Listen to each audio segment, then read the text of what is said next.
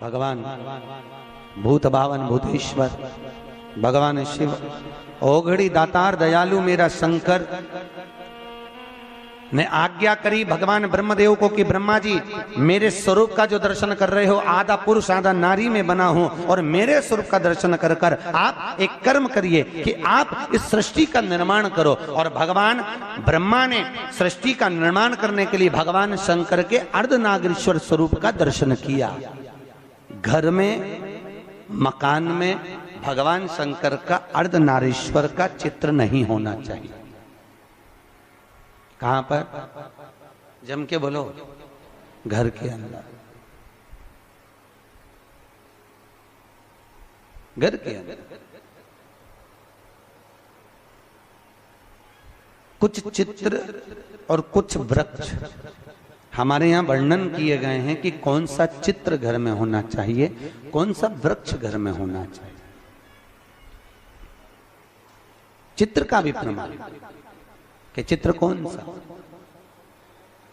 जैसे रसोई घर में हम प्रवेश कर रहे हैं, हमने कई जगह देखा है जहां जिन जिन के यहाँ रसोई घर बने होते हैं उनने अन्नपूर्णा माता का फोटो जहां पर बगार लगाती है, चूल्हे में छोकती है गैस के ऊपर, मैं सामने अन्नपूर्णा जी का फोटो लगा कर रखा है। ईमानदारी से बोलो, अपनी सास का फोटो चूल्हा के ऊपर लगा के बता। अरे बोलो तो सही, अच्छा लगेगा?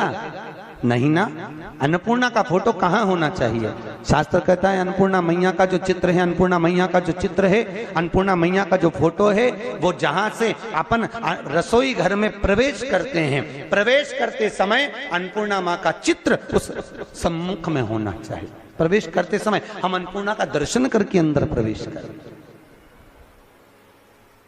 ना कि चूल्हा जल रहा है उसके ऊपर। अन्नपूर्णा मैया का प्रवेश द्वार पर क्यों? अंदर जो भी जा रहा है, अंदर जो भोजन बनाने जा रहा है वो अन्नपूर्णा के तुल्य है, अन्नपूर्णा। पर आज के जमाने में महाराज जी रसोई घर तो हॉल के पास में बना देते हैं, सामने टीवी चलती रहती है और बहुएं भोजन बनाती रहती है। दिन भर वो नाटक में कहीं की ना कहीं की रोटी मिलती है, तो वो जो भोजन बनाए वो भी भोजन में टीवी देख देख के बनाए तो नाटक का सारा असर रोटी में आ जाए, तो जो खाए वो घर में 24 घंटा रोता ही मिले, 24 घंटा रोता मिले। भोजन, भजन, धन और नारी, ये चार पर्दे में अच्छे लगते हैं। क्या क्या? जम के बोलो। भोजन, भजन, धन और नारी, ये चार पर्दे में अच्छे लगते हैं। भोजन करो तो पर्दे में बैठ कर करो, भोजन बनाओ तो पर्दे में बनाओ, और धन भी रखना है तो पर्दे में रखिए, तिजोरी में रखिए। और भजन करना है तो गौमुखी माला भी अपने गौमुखी के अंतर्गत होना चाहिए, भजन भी पर्दे में हो और नारी भी।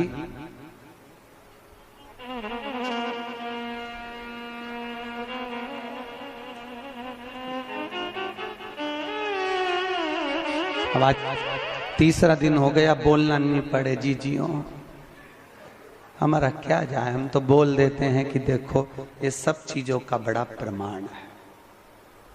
जरा सा वो भोजन,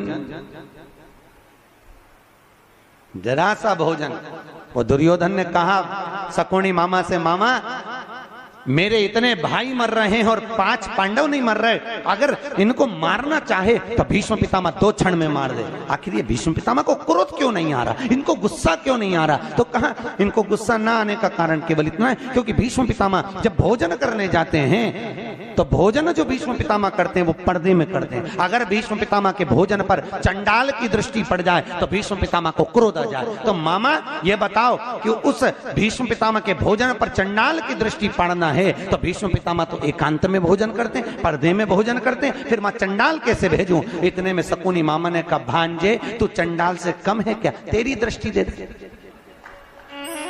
तो तेरी दृष्टि दे। और जैसे दुर्योधन ने कहा मामा तुम मुझे चंडाल कह रहे हो, नहीं कह नहीं रहा, मैं तो प्रैक्टिकल करने की बात कर रहा हूं, प्रैक्टिकल करके देख ले। और जैसे ही दुर्योधन ने भीष्म पितामह के भोजन पर अपनी दृष्टि दी और आज भीष्म पितामह ने संकल्प ले लिया कि कल का सूर्यास्त होते हुए अर्जुन नहीं देख पाएगा, मात्र भोजन करा और बुद्धि बिगड़ गई। ये भोजन का असर है।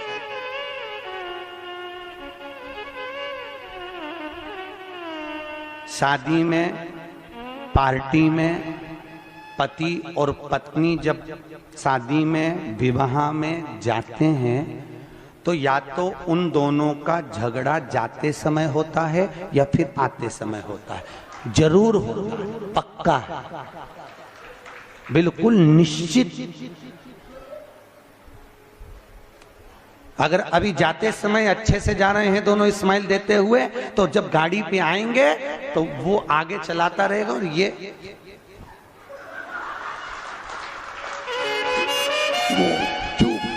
बोले आवाज तक कुछ आवाज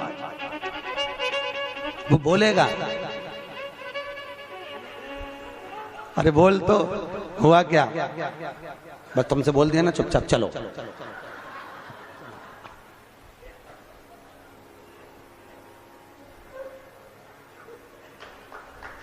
चलो चुपचाप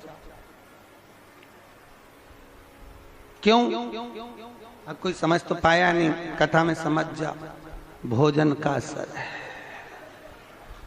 जैसा खाया अन्न वैसा हो गया मन।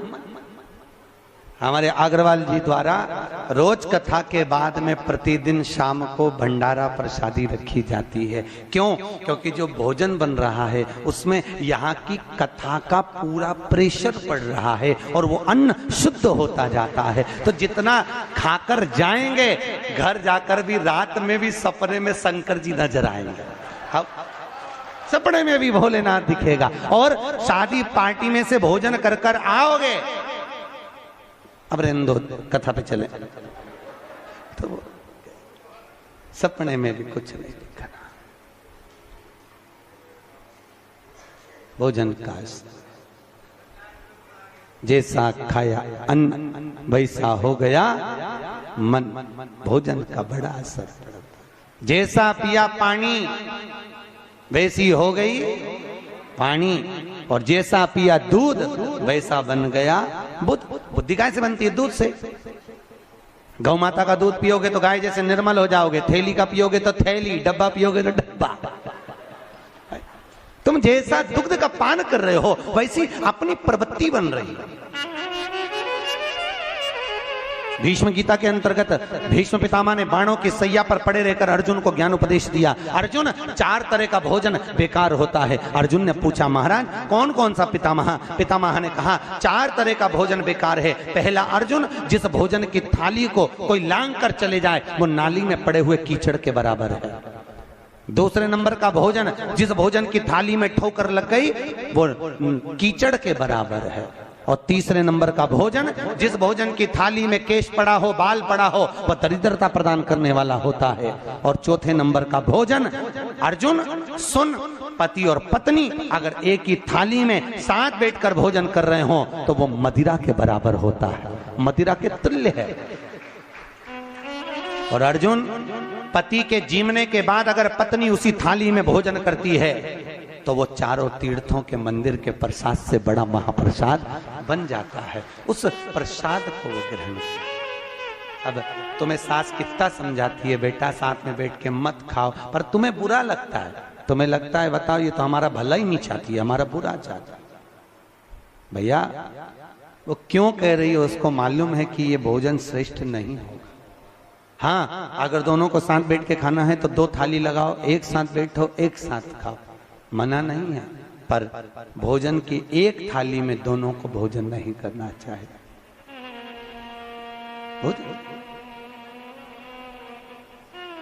भाई हमारी प्रवृत्ति, हमारी वृत्ति,